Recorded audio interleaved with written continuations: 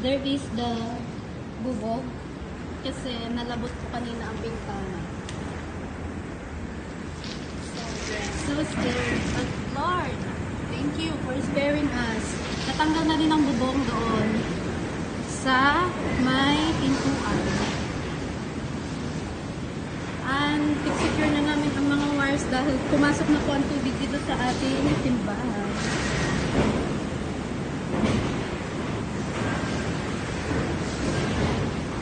Yan po. Naririnig po ninyo ang mga nangyayari.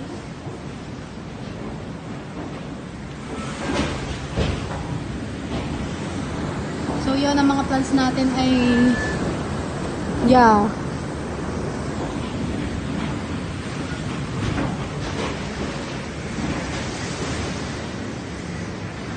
medyo ano na tayo ang ating bubong.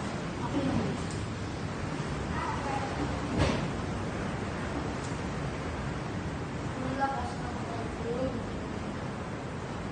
Malakas man ang bagyo, pero mas malakas pa rin si Lord.